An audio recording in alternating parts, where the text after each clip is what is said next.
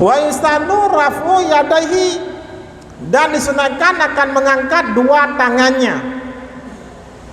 Awatnya baca doa sunat berjaro. Yang kerja menyanjang ke kata pria itu nyo hana sunat berjaro. Kakak dia berdoa dia celok jaro lalu kiok fa ke dia tahu urut baterai ke ro. Baterai yang katuaknya tahu urutnya. Katanya kerja nak berjaro. Hana perintah berjaro, hana sunat. Kiban hana perintah ile.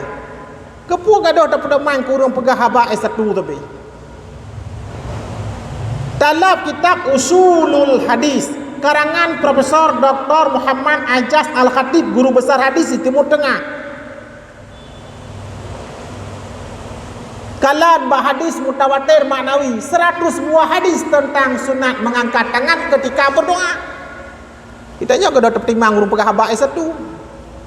Kita nyo yang dengar PBA katanya. You know BA, hai BA kan kabeh bira ni no. Bira nak le BA dengan cunda berkan kena BA nya. Mang ke kapah. Muta pedun di prinsip tapi.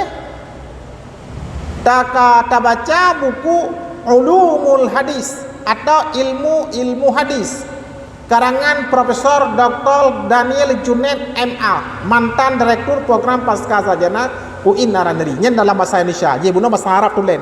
100% bahasa Arab, urut Timur Tengah. Nya bahasa Indonesia. Kalau nak jumpa hadis mutawatir maknawi. Hampir 100 buah hadis tentang sunat mengangkat tangan ketika berdoa. Bahkan hadis mutawatir. Putra bedah tanya tak apa kabeh, tak pegahan hadis. Mana hadis teman pasal impreh dah tekat, pasal impreh bekan utang. Kena lagi ablau bakong mamak berkeun. Mana Tuhan bikam mate kenya. Kena ke? Mana lagi? Pada tetek baru dua cuna, kerang merempok, biang merempok ini. Menyok katanya Medan ini baca karangan buku ilmu hadis atau ulumul hadis karangan Profesor Dr. Nawir Yuslim MA yang ini Medan. Lob laju bak hadis mutawatir maknawi nyen profesor yang pegahnya. Katanya tamai SMA ada pegahan tunat angkat tangan ketika berdoa putranya. Tiga profesor na. Itanya ai satu ada pegahan iga profesor na. Itanya ai dua ada pegahan iga yang profesor na. Nyen hadis mutawatir maknawi.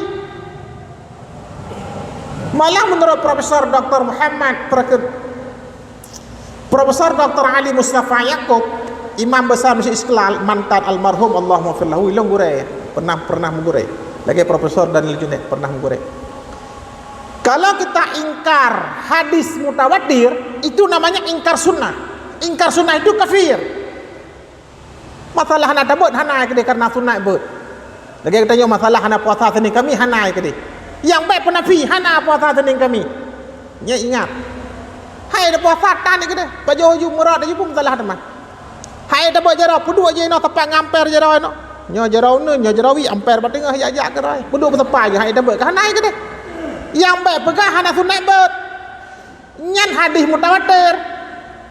Ingkar hadis mutawatir, ingkar sunnah itu kafir.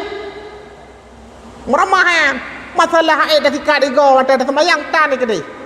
Yang baik dapat kabar gap asal kata sembahyang kagusu igo dukun malamnya. Nyen sunnahnya. Salat 2 rakaat dengan bersiwak sama seperti salat 70 rakaat tanpa siwak. Masalah itu yang ayat berlaku dan melakai mentang benar hidayah pejantro hidayah. Yang baik dia kena gap puya punya perken menyam dengan kena sembahyang.